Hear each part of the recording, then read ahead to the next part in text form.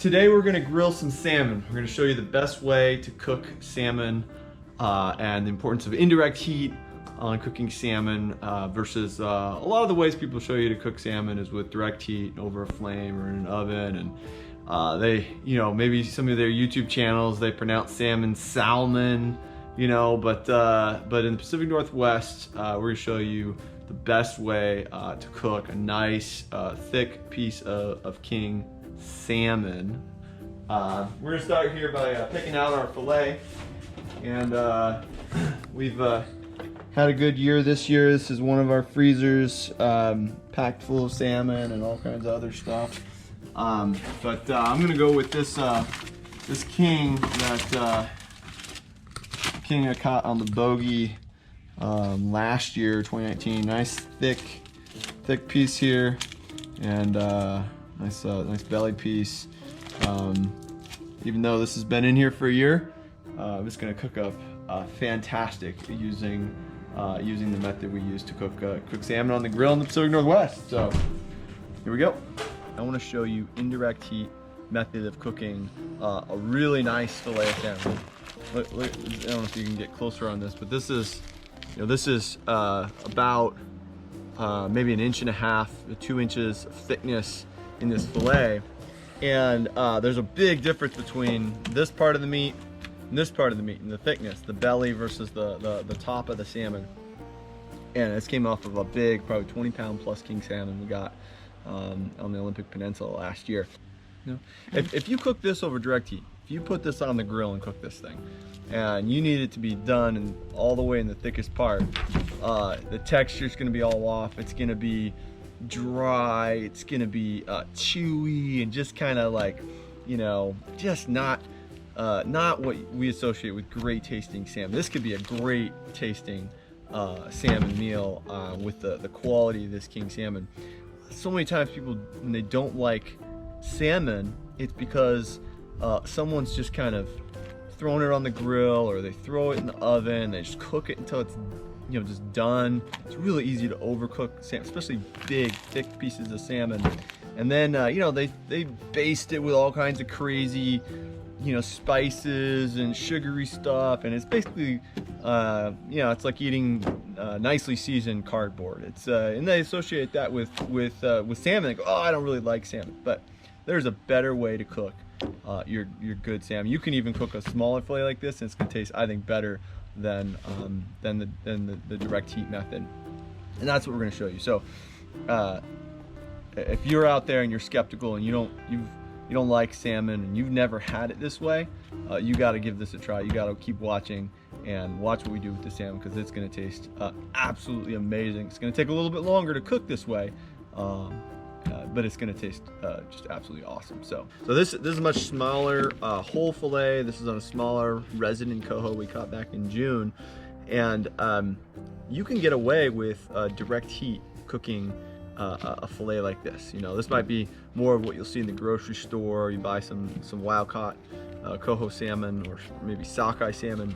You can get the grill marks on it, and cook it over direct heat in like broiler, in the oven, baking, frying pan, or on the grill. Felix, get out now! Out! Ethan just sprayed that whole area. Now the dog's in it. Hey guys, the dog needs a bath now. I'm trying to do this and put this back in the freezer. It won't thaw that fast. Keep watching. All right, so here we've got our beautiful piece of king salmon fillet that we're gonna cook over a grill with indirect heat. And again, when it's cooked the correct way, you really don't need a whole lot of seasoning. So we're gonna use a little bit of Old Bay.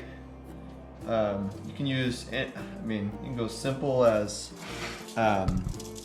like salt, pepper, butter. You can go that simple, and a good piece of meat is gonna it's gonna turn out really, really good. You don't need a whole lot. You don't need a big complex recipe and marinade.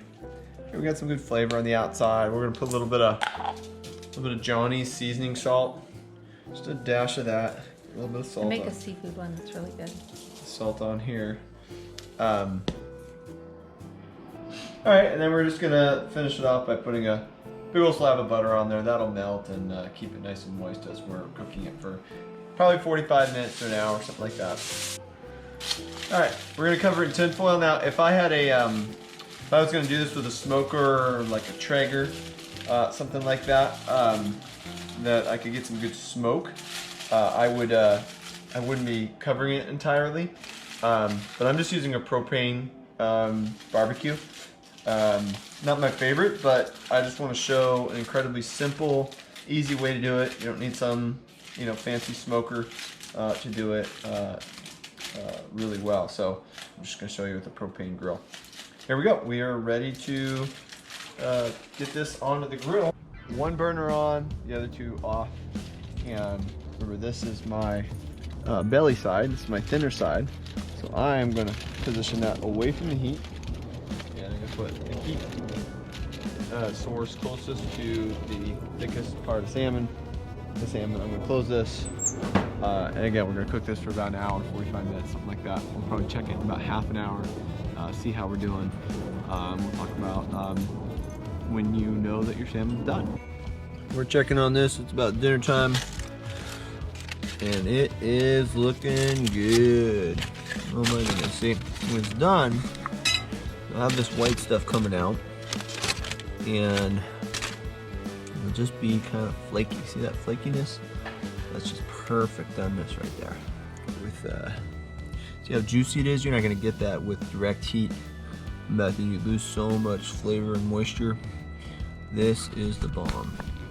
Alright, now you can see it's a little bit better light. This is almost perfect doneness. We got the white fat coming out in different areas. We got flakiness here. This is what we're looking for. This is all cooked indirect heat to perfect doneness. It's going to be super juicy, flavorful. Let's get a little corner of this here. Oh my gosh. Man. So good. Just cooked up with fat, a little bit of salt. Came out fantastic.